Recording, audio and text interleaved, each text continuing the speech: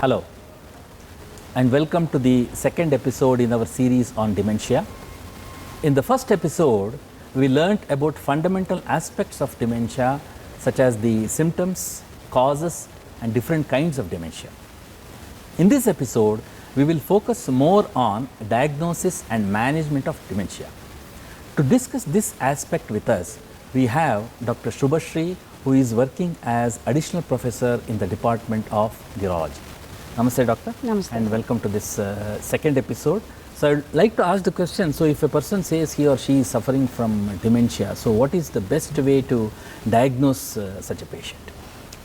So, when someone comes to us with complaints of memory loss, so in a bedside, in a clinic, so what we do is we ask a detailed questions, we ask a detailed history taking. So, starting from what all he forgets, what all he is not able to remember, he is not able to recognize relatives, not able to find his way out, not able to calculate or handle mobiles, or not able to or there is a change in his behavior. So we ask a set of his questions, detailed questions. This will be followed by a detailed neurological examination. So for example, we will see the eye movements, we will see how he is able to walk, whether there is falls, whether there is change in his language, his speech. So we will do a set of detailed neurological examination. And then we will also do some basic bedside, simple pen and pencil cognitive screening.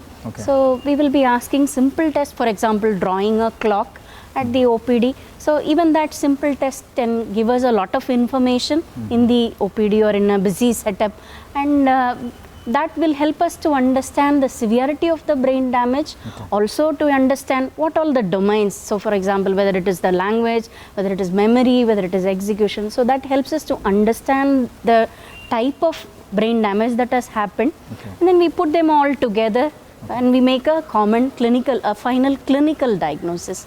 Subsequently, we order extensive laboratory blood tests, and that may include simple investigations like vitamin B12, thyroid, neuroinfection screening.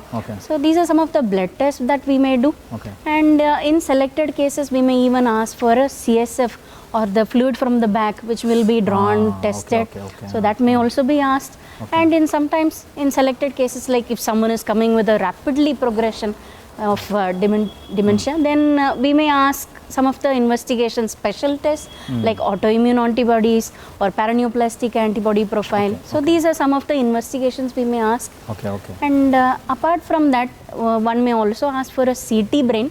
So we will like to know whether the brain, there is any structural problem in the brain. So a simple CT brain would suffice in most of the cases, but sometimes to understand more about the brain pathology, the underlying damage to the brain, we may also ask for a MRI.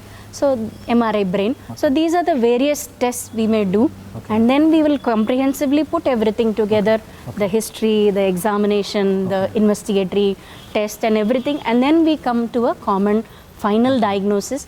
And establishing a diagnosis is very important for further management of the person. But looks like, I mean, from your explanation, looks like it is a pretty complicated and exhaustive line of examination that you do.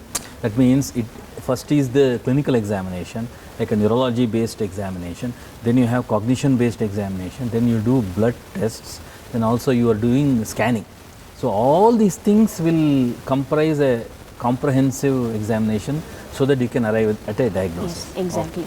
Yes, exactly. Because dementia per se is a very general or umbrella term, and even up to 25% of the persons can have treatable cause. So it's it becomes very important to understand the underlying problem, and that's why these investigations and this detailed clinical clues are very, very important. So now that we understood a lot of information about what is the diagnosis modality of a patient with dementia, what are the kind of tests the person undergoes for conclusive diagnosis of dementia, the next question that comes to your mind is, how do you treat such patients? So let us pose this question to our expert, Dr. Suvarna Alladi, who is working as Professor of Neurology in NIMHANS. Namaste, Doctor, and welcome to this episode in our series on dementia.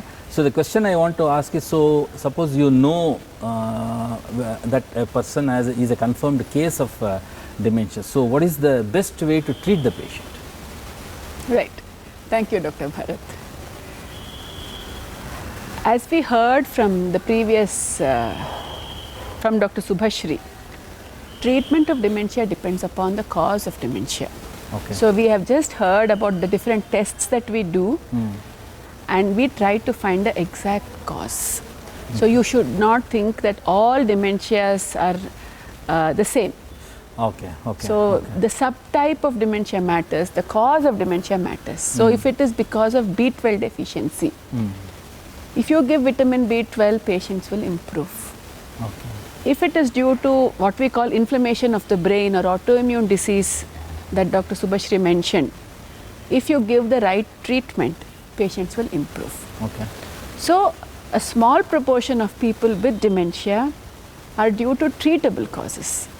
That means if you treat them, they will go back to becoming normal or near normal. Okay. But if we make a diagnosis of a degenerative dementia like Alzheimer's disease, Okay. then the treatment is different. Today as we stand, the aim of treatment is to maintain their memory for a longer time Okay. and maybe slow the process down. And for that we use certain drugs which improve or increase the levels of some chemicals in the brain. Okay.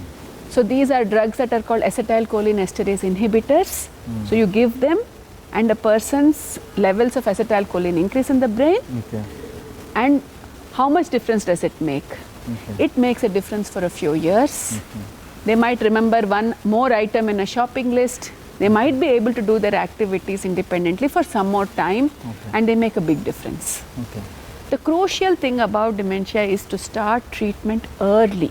Okay. So they have to reach us quickly, and we have to start the treatment early. If there are behavioral problems, then you have to meet a neurologist or a psychiatrist, and only under their supervision you give medications. And for behavioral problems, the medications have to be given for a short time. You will hear more about it from Professor Matthew Verghese. Is there a cure for Alzheimer's disease? For the last 15 years, 20 years or so, millions of dollars are being spent on trying to find a cure for dementia. We heard from Dr. Subhashri about amyloid and tau being collected in the brain. So most of these drugs are aiming to reduce the level of amyloid and tau. And these trials are still going on. We hope that in the years to come, there will be a definite disease-modifying drug for dementia. So this is about the medication.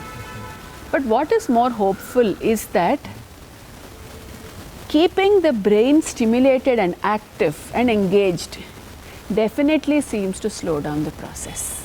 Okay. And this we do with a combination of what we call speech therapy, occupational therapy, Okay.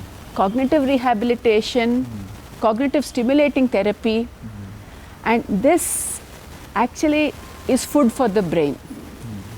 While we do the test and say he can't remember this or he can't do that, what we try to do as a team of people, of speech therapists, psychologists, occupational therapists, social workers, we try to find out what can he do, and we try to support him.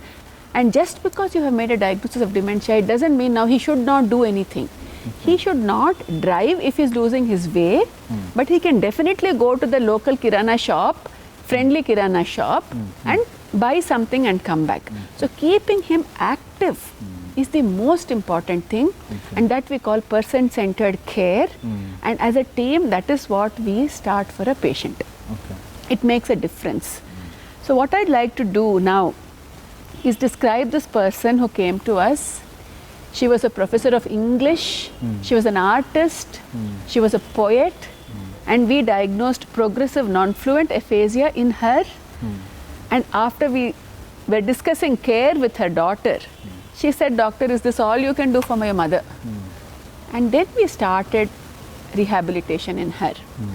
And slowly we found, to our surprise, that this lady who had not spoken for 6 months slowly started speaking, Okay. because we understood that in this disease, if you give a cue, she will respond. Okay. So she started speaking. Okay. She was able to paint when supported. And I'd like you now to hear her singing with her daughter her favorite song. So this is the kind of treatment that we can do that really makes a difference for people with dementia. जो आया कभी कृष्ण में अहमद में और ईसा में नूरे अहद है आज भी रोशन तेरे पैकर में साईं तेरा